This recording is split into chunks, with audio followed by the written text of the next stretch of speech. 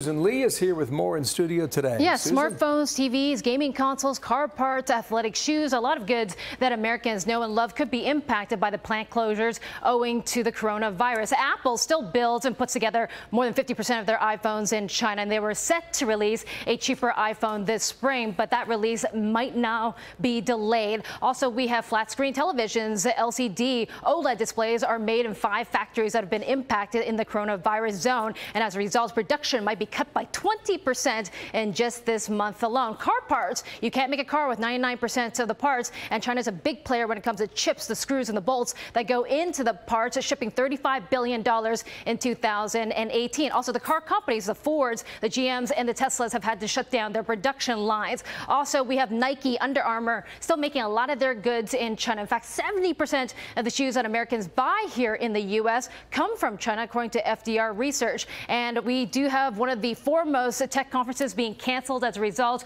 The Mobile Congress in Barcelona is now off for 2020 because, Bill, the NVIDIAs and the Facebooks, they don't want to make the trip because of the concerns over coronavirus. Just been watching the markets throughout the day. We opened up a lot lower, finished up okay, decent. Yeah. I mean, how significant could the impact be on our economy? We heard from Larry Kudlow, who's the chief White House financial advisor, and he says maybe 0.2% or so. So if it's a $21 trillion economy, think of that as a $4 billion hit. Goldman Sachs says it could drag on the economy by 0.5%. So that might be roughly around $6 to $7 billion. But don't forget, economies do tend to bounce back. We also heard from China's biggest company called Alibaba today, and really concerning the market using the term a black swan event in reference to coronavirus. Black swan events are unforeseen events that cause a lot of economic damage, and some say 2008, that's a good example, Bill, of a black swan event. Okay, Susan, watching the markets down triple digits. Oh, yeah. Not terrible, so we'll watch it. Thank you, Susan Lee, here in studio.